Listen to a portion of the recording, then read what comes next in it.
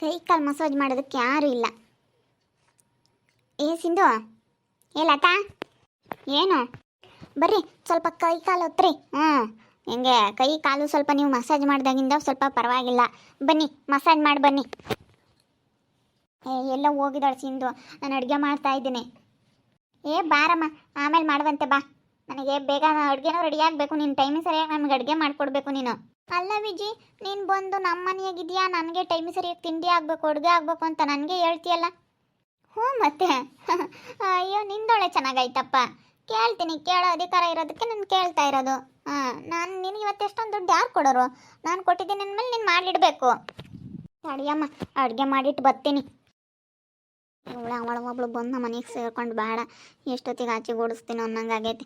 ಆಚೆಗೆ ಹೋಗು ಅಂದರೆ ದುಡ್ಡು ಕೊಡು ಅಂತಾಳೆ. ದುಡ್ಡು ಎಲ್ಲಿಂದ ತಗೊಂಬಂದು ಕೊಡೋಣ? ಇವಳು ಸವಾಸ ಎಲ್ಲಿ ಮಾಡಿದ್ನೋ ಅನ್ನಿಸ್ತೈತೆ ನನಗೆ. ಎಷ್ಟೊತ್ತಿಗೆ ನಮ್ಮ ಮನೆ ಬಿಟ್ಟು ಹಾಳಾಗಿ ಹೋಗ್ತಾಳೋ ಅನ್ನಿಸ್ತೈತೆ ಇವಳು. ದುಡ್ಡಿಲ್ಲ, ದುಡ್ಡಿದ್ದಿದ್ರೆ ಹೆಂಗೋ ಮಾಡ್ತಿದ್ವಿ. ಏನು ಮಾಡೋಣ, ಮನೆ ಇಲ್ಲದಕ್ಕೋಸ್ಕರ ಅವಳು ಹೇಳ್ದಂಗೆ ಕೇಳಬೇಕಾಗೋಂಥ ಪರಿಸ್ಥಿತಿ ಬಂತು. ಏನಪ್ಪ ಮಾಡೋದು ಇವಾಗ?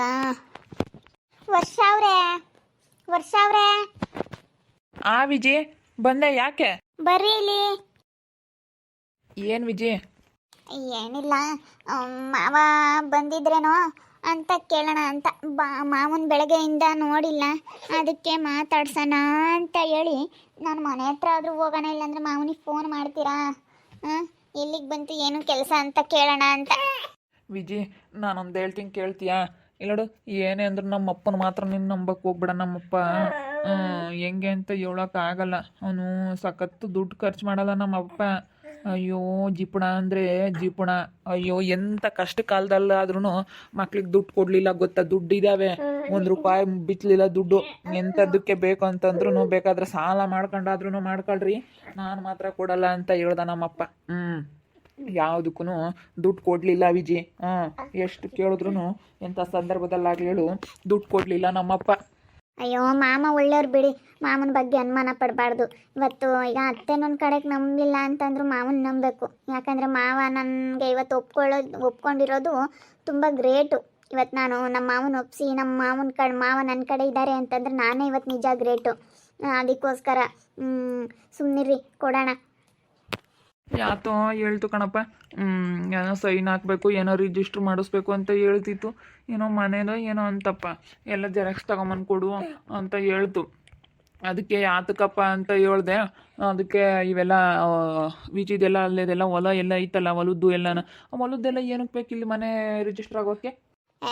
ಬೇಕು ಎಲ್ಲದಕ್ಕೂ. ಯಾಕಂತಂದರೆ ಇವಾಗ ಪ್ರತಿಯೊಂದೂ ಕೇಳ್ತಾರೆ, ಎಲ್ಲೆಲ್ಲ ಆಸ್ತಿ ಏನು ಎಲ್ಲ ಕೇಳ್ತಾರಲ್ಲ. ಅದಕ್ಕೆ ಕೊಡ್ರಿ ಎಲ್ಲ ಜೆರಾಕ್ಸು ಪತ್ರಗಳೆಲ್ಲ ಇದ್ದಾವೆ ನಿಮ್ಮ ಹತ್ರ ಕೊಟ್ಟಿದ್ದೀನಲ್ಲ, ಅದನ್ನೆಲ್ಲ ಕೊಟ್ಬಿಡ್ರಿ. ಎಲ್ಲ ಕೊಟ್ಬಿಟ್ರತ್ಲಾಗೆ ಮಾವ ಏನಾದರೂ ಮಾಡ್ಕೊಳತ್. ಮಾವನ ಮೇಲೆ ನಂಬಿಕೆ ಐತಲ್ಲ ನನಗೇನೋ, ಮಾವನ ಮೇಲೆ ಐತಪ್ಪ ನಂಬಿಕೆ. ನಮ್ಮ ಮಾವನ ಮೇಲೆ ನಂಬಿಕೆ ಇಟ್ಟಿದ್ದೀನಿ ನಾನು.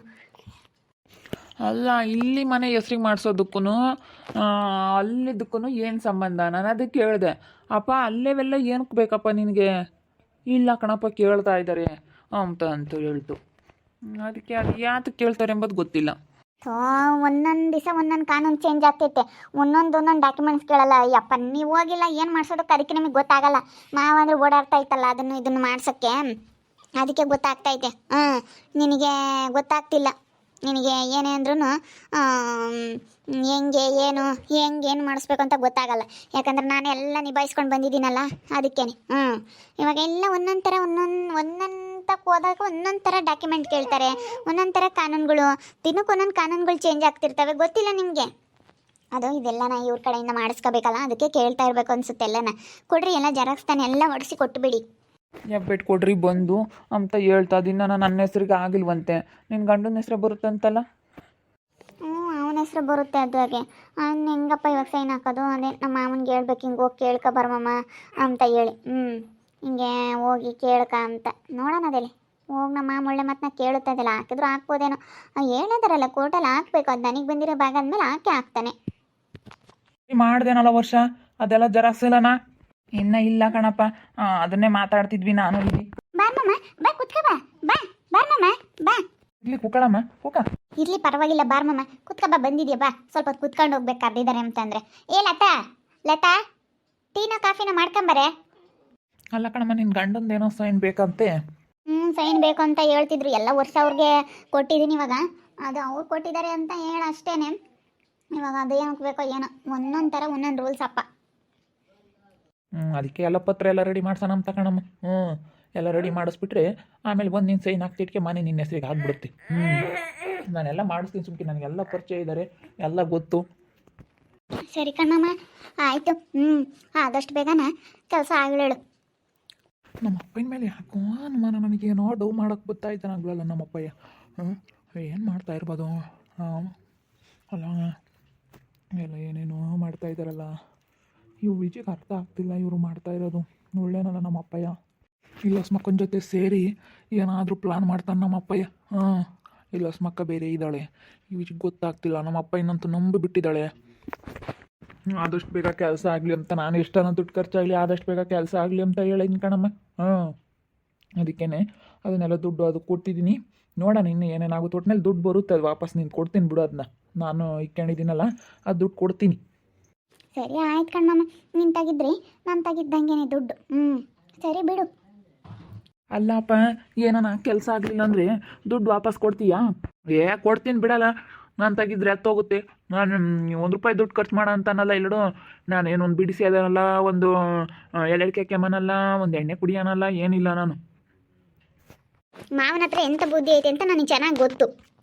ಸುಮ್ಮನೆ ಇನ್ನೊಂದು ಬೇಕಾದರೆ ನೀನು ಐಡಿಯಾ ಓಡಿಸ್ಬೋದು. ಏನಂತಂದರೆ ಅಲ್ಲೆಲ್ಲ ಮಾರಿಬಿಟ್ಟು ಇಲ್ಲಿ ನೀನು ಹೊಲ ತಗೊಬಿಟ್ರೆ ಭಾಳ ಒಳ್ಳೆ ಕೆಲಸ ಮಾಡ್ದಂಗೆ ಆಗುತ್ತೆ. ಈಗ ಅಲ್ಲಿಗೂ ನಿಮ್ಮೂರಿಗೂ ಓಡಾಡ್ಕೊಂಡು ಕೆಲಸ ಮಾಡೋಕ್ಕಾಗಲ್ಲ. ಅದಕ್ಕೆ ಅಲ್ಲಿ ಮಾರಿಬಿಟ್ಟು ಇಲ್ಲೇ ನಾನು ಒಂದಿಷ್ಟು ಹೊಲ ಕೊಡಿಸ್ತೀನಿ. ನನಗೆ ನೋಡಿ, ನನ್ನ ಫ್ರೆಂಡ್ ಡಾಕ್ಟ್ರು, ಅವನಿಗೆ ಕೊಡಿಸಿದ್ದೀನಿ ಹೊಲ ಸಿಗುತ್ತೆ. ಅದಕ್ಕೆ ಬೇಕಾದರೆ ಕೊಡ್ಸೋದಾದರೆ ಕೊಡಿಸ್ತೀನಿ. ಅಲ್ಲದು ಮಾರ್ಕೊಂಬಂದು ಇಲ್ಲಿ ತಗೊಂಬೋದಾದ್ರೆ ತಗ. ಮತ್ಲಾಗ ಹೆಂಗೆ ಇಲ್ಲೇ ನಿಮ್ದಾಗ ಇದ್ದಂಗೆ ಆಗುತ್ತೆ. ನಾನು ಇಲ್ಲೇ ಕೆಲಸ ಮಾಡಿಕೊಡ್ತೀನಿ ಎಲ್ಲನ. ನಾನೆಲ್ಲ ಜವಾಬ್ದಾರಿಯಿಂದ ನೋಡ್ಕೊಂತೀನಿ. ಅತ್ಲಾಗ ನಿಂದು ಇಲ್ಲೇ ಜಾಸ್ತಿ ಜಮೀನು ಆದಂಗೆ ಆಗುತ್ತೆ. ಎಲ್ಲೋ ಇದ್ರೆ ಏನಕ್ಕೆ ಬಂದಂಗಮ್ಮ. ಅದೇ ಮಾಮ, ಮಾರೋ ನಮ್ಮ ತಲೆ ಇದ್ದೆ. ಏನು ಮಾಡೋಣ, ಇದು ಹೋಗ್ತಾ ಹೋಗ್ತಾ ಇನ್ನೂ ಜಾಸ್ತಿ ದುಡ್ಡಿಗೆ ಹೋಗುತ್ತೆ. ಇವಾಗ ಏನಕ್ಕೆ ಅಷ್ಟೊಂದು ದುಡ್ಡು ಸುಮ್ಮನೆ ತಗೊಂಡು ಅತ್ಲಾಗೆ ಸುಮ್ಮನತ್ತ ದುಡ್ಡು ಇಕ್ಕೊಂಡ್ರೆ ಎಲ್ಲ ಖರ್ಚಾಗುತ್ತೆ. ಅಲ್ಲಿದ್ದರೆ ದಿನಕ್ಕೂ ಜಾಸ್ತಿ ಬೆಲೆ ಬಾಳುತ್ತಲ್ಲ ಅಂತೇಳಿ ಈಗಲೇ ಕೊಡೋಕ್ಕೆ ನಾನು ಮುಂದೊಂದು ದಿನ ಯಾವಾಗ ನಾವು ಮಾರ್ಕೋಬೋದಲ್ಲ ಅಂತೇಳಿ. ರೋಡ್ ಸೈಡ್ ಜಮೀನು ಭಾಳ ಚೆನ್ನಾಗೈತೆ. ಅದಕ್ಕೆ ಅಲ್ಲ, ಚೆನ್ನಾಗೈತೆ ಅದು. ಇವಾಗ ಎಷ್ಟಿದ್ರು ಏನಪ್ಪ ಅಂದಂಗೆ ಅಲ್ಲೇನಾನ ಸ್ವಲ್ಪ ನಮ್ಗೆ ಅದರಿಂದ ಹೊಲ ಐತೆ ಅಂದ್ರೂ ಅದರಿಂದ ಏನಾನ ನಾವು ಉಪಯೋಗ ಪಡ್ಕೊಂಡ್ರೆ ತಾನೆ. ಬೆಳೆ ಬೆಳೆದ್ರೇ ತಾನೆ ನಮಗೂ ಏನಾದ್ರೂ ಸಿಗೋದು. ಅದಕ್ಕೋಸ್ಕರನ ಸುಮ್ಮನತ್ತ ಅಲ್ಲಿ ಮಾರಿ ಇಲ್ಲೇ ತಗೊಳಮ್ಮತ್ತ. ಎಲ್ಲೋ ಐತೆ ಅಂದರೆ ಅದು ಏನಪ್ಪ ಅಂದಂಗೆ ಇಲ್ಲಿದ್ರೆ ಎಲ್ಲ ಗಮ್ತಾರೆ. ಚಂದ್ರಪ್ಪರ್ದು ಆಸ್ತಿ ಇಲ್ಲದ್ಕೂ ಇವತ್ತು ನಮ್ಮ ವರ್ಷಕ್ಕಿನ್ನ ಸ್ಯಾನೆ ಆಸ್ತಿ ಮಾಡ್ದಂಗೆ ಆಗುತ್ತೆ ನೀನು. ಅವ್ನು ಇನ್ನೇನು ಒಂದು 5 ಎಕರೆ ತಗೊಂಡವನು, ಅದು ಅವ್ರ ಹತ್ತಿರ ಕೊಡ್ಸಿರೋದು. ಅವ್ನು ತಗೊಂಡ್ರದಲ್ಲ ಏನಿಲ್ಲ. ಇವಾಗ ನಮ್ದು ಇರೋದು 5 ಎಕರೆ ಜಮೀನು ಅಷ್ಟೇ. 4 ಎಕರೆನೇ ಅನ್ಕ. ಅವನಿಗೆ 1 ಎಕರೆ ಬೇರೆ ಕೊಟ್ಟವಲ್ಲ, ಇಬ್ಬರು ಅರ್ಧ ಎಕರೆ ಕೊಟ್ಟವಲ್ಲ. 4 ಎಕರೆ ಇದ್ದು ನಂದು, ನಮ್ಮ ರಮೇಶ್ ಅಪ್ಪಂದು. ಅದಕ್ಕೆ ಆತ ಇವಾಗ ನೀನು ಹೆಂಗಲ್ಲ ಅಂದ್ರೆ ಒಂದು 10 ಎಕರೆ ಜಮೀನು ಕೊಟ್ಕೋಬೋದು ಅಲ್ಲಿ ಮಾರಿರೋ ದುಡ್ಡಿಗೆ. ಇಲ್ಲಿ ಒಬ್ರದ್ದು ಐತೆ, ನಾನು ನೋಡಿದ್ದೀನಿ, ಭಾಳ ಚೆನ್ನಾಗೈತೆ. ಕಡಿಮೆಗೆ ಸಿಗುತ್ತೆ ಬೇಕಾದ್ರೆ. ಕಡಿಮೆಗೆ ಸಿಗುತ್ತೆ. ಆರಾಮ ಮಾರ್ಕೊಂಡು ನೀನು ಉಳಿದಿರೋ ದುಡ್ಡೆಲ್ಲ ಆರಾಮಾಗಿ ಇಕ್ಕೋಬೋದು. ಅಷ್ಟೇ ಹೊಲ ಬರುತ್ತೆ. ಭೂಮಿನೂ ಚೆನ್ನಾಗೈತೆ, ಬೆಳೆನೂ ಬರುತ್ತೆ ಚೆನ್ನಾಗೆ. ಆರಾಮಾಗೆ ನೀನು ದುಡ್ಡು ಮಾಡ್ಕೋಬೋದು ಕಣಮ್ಮ. ನೋಡು ಮಾರೋದಾದ್ರೆ ಮಾರು. ಹಂಗೊಂದು ಐಡಿಯಾ ಮಾಡಿ. ಹಂಗೆ ಮಾಡೋದು ಒಳ್ಳೇದೇನೆ ಹೇಳ್ತಾ ಇದ್ದೀರಿ ನೀವು. ನೋಡೋಣ, ಅದು ಒಂದು ಕಡೆಗೆ ಒಳ್ಳೇದೇ ಅನಿಸುತ್ತೆ. ಎಲ್ಲೋ ಇದ್ರೇನಪ್ಪ ನಂಗೆ ಇಲ್ಲಿ 4 ಜನ ಕಣ್ಣಿಗಾದರೂ ಕಾಣಿಸುತ್ತಲ್ಲ ಇಲ್ಲಿ ತಗೊಂಡ್ರೆ. ನೋಡೋಣ. ದುಡ್ಡೆಲ್ಲ ಕಿತ್ಕೊಂಡಿದ್ದಾಯ್ತು. ಇನ್ನು ಜಮೀನು ಐತೆ, ಜಮೀನೊಂದು ಐತೆ. ಅದನ್ನು ಮುಂದೆ ಏನಾದರೂ ಮಾಡಿ ಬರೆಸ್ಕೊಬೋದು. ಆಗ ಮೋಸ ಮಾಡಬಾರ್ದು, ಅನ್ಯಾಯ ಮಾಡಬಾರ್ದು ಅಂತ ಹೇಳ್ತೀರಾ ನೀವು. ಆದರೆ ಇವ್ರಿಗೆ ಅದೆಲ್ಲ ಇರೋದ್ರಿಂದನೇ ಇವ್ರು ಇನ್ನೊಬ್ರಿಗೆ ಮೋಸ ಮಾಡ್ತಾಯಿದ್ದಾರೆ. ನಮ್ಮ ಹತ್ರ ಅದೆಲ್ಲ ಐತೆ ಅನ್ನೋದು ತೋರಿಸ್ಕೊಳ್ಳೋಕ್ಕೋಸ್ಕರನೇ ಇವ್ರು ಮೋಸ ಮಾಡ್ತಾಯಿದ್ದಾರೆ. ಇವರು ಒಬ್ರಿಗೆ ಮೋಸ ಮಾಡ್ತಾ ಇರೋದಕ್ಕೆ ಇವ್ರಿಗೂ ಇನ್ನೊಬ್ರು ಮೋಸ ಮಾಡ್ತಾಯಿದ್ದಾರೆ ಅನ್ನೋದಕ್ಕೆ ಇದೆ ನೋಡಿ. ಇವ್ರು ಇನ್ನೊಬ್ರಿಗೆ ಮೋಸ ಮಾಡೋಕ್ಕೆ ಹೋಗ್ತಾರೆ. ಅದಕ್ಕೋಸ್ಕರನೂ ಒಂದು ಹಾಸ್ಪಿಟ್ಲು ಮಾಡಬೇಕು ಅಂಬೋದು ಐತಿ. ಆಸ್ಪತ್ರೆ ಮಾಡಿರೋತ್ತಾಗೆ ನಮ್ಮೂರಾಗೆ ಎಲ್ಲರಿಗೂ ಅನುಕೂಲ ಆಗುತ್ತೆ ಅಂತ ಹೇಳಿ ನಮ್ಮೂರ ಹೆಣ್ಮಕ್ಳಿಗೆಲ್ಲ ಕಂಪ್ಯೂಟ್ರು ಎಲ್ಲ ಕೊಡಿಸ್ತಾರೆ ಅಂತ ಹೇಳ್ತಾರೆ. ಸರ್ಕಾರದಿಂದಲೇ ಬರ್ತಾವೆ ಅಂತ ಹೇಳಿ ಬಂದ್ರತ್ತ ನೋಡ್ಕೊಂತಾರೆ. ಹೆಂಗೆ ಸ್ಕೂಲ್ ರೂಮ್ಗಳು ಬೇರೆ ಆಗಿದ್ದಾವೆ. ಮತ್ಲಾಗೆ ಹೆಂಗೆ ಆಸ್ಪತ್ರೆ ಮಾಡ್ತೀನಿ. ಆಸ್ಪತ್ರೆ ಒಂದು ಮಾಡಿರತ್ತ ಹೆಂಗೆ ಒಳ್ಳೇದಾಗುತ್ತೆ. ನಾನು ಹೇಳಿನಿ ಪಾಪ ಮಾಡಿಕೊಡು ಅಂತ ನನ್ನ ಫ್ರೆಂಡಿಗೆ ಬರ್ತಾನಲ್ಲ ಅವನಿಗೂ ಹೇಳಿದ್ದೀನಿ. ಅವನು ಒಂದು ಇಟ್ಟಿಟ್ಟು ನೋಡಿ ಅದು ಹೆಂಗೆ ಅಂತ ಹೇಳಿ ಎಲ್ಲ ಅವ್ನ ಕೇಳ್ಕೊಂಡಿದ್ದೀನಿ. ಅದೇನು ಕೇಳಿ ಆಸ್ಪತ್ರೆ ಒಂದು ಕಟ್ಟಿಸಿದೆ ಹೆಂಗೆ ಒಳ್ಳೇದಾಗುತ್ತೆ 4 ಜನಕ್ಕೆ. ನಾನು ಇಂಥರ್ತಾಗಿದ್ದರೆ 4 ಜನಕ್ಕೆ ಕೆಟ್ಟದಾಗುತ್ತೆ. ಯಾಕಂದರೆ ಇವರು ಈಗ ಲಸ್ಮಕ್ಕಂತ ಯಾರು ಹಂಗೆ ಮಾಡಲ್ಲ. ಮುಂದೆ ಆಸ್ತಿ ಐತೆ ಯಾರು ಹಂಗೆ ಮಾಡಲ್ಲ. ಯಾಕಂದರೆ ಅವ್ರು ಜಂಬ ದೌಲತ್ ತೋರ್ಸೋಕ್ಕೆ ಹೋಗಲ್ಲ. ಇವರು ಇದರಿಂದ 4 ಜನಕ್ಕೆ ಇವ್ರು ಕೆಟ್ಟದ್ದು ಮಾಡೋಕ್ಕೆ ಹೋಗ್ತಾರಲ್ಲ. ಅದಕ್ಕೋಸ್ಕರ 4 ಜನಕ್ಕೆ ಒಳ್ಳೇದಾಗಲಿ, ಹೇಳು ಕೆಟ್ಟದ್ದಾಗೋದು ಬೇಡ, ಒಳ್ಳೇದಾಗಲಿ. ನೋಡ್ತಾ ಇರಿ, ಏನಾಗ್ಬೋದು ಅಂತ ಮುಂದಿನ ಭಾಗದಲ್ಲಿ ನೋಡ್ತಾ ಇರ್ರಿ. ಹಾಗೆ ವಿಡಿಯೋ ಬಗ್ಗೆ ನಿಮ್ಮ ಅಭಿಪ್ರಾಯಗಳನ್ನ ಕಮೆಂಟ್ ಮಾಡಿರಿ. ಹಾಗೆ ವಿಡಿಯೋ ಇಷ್ಟ ಆಗಿದ್ದರೆ ಲೈಕ್ ಮಾಡಿ, ಶೇರ್ ಮಾಡಿ. ಇನ್ನು ನಮ್ಮ ಚಾನಲ್ನ ಯಾರು ಸಬ್ಸ್ಕ್ರೈಬ್ ಮಾಡ್ಕೊಂಡಿಲ್ಲ ತಪ್ಪದೆ ಕೂಡಲೇ ಸಬ್ಸ್ಕ್ರೈಬ್ ಮಾಡ್ಕೊಳ್ಳಿ. ಓಕೆ ವೀಕ್ಷಕರೇ, ಧನ್ಯವಾದಗಳು.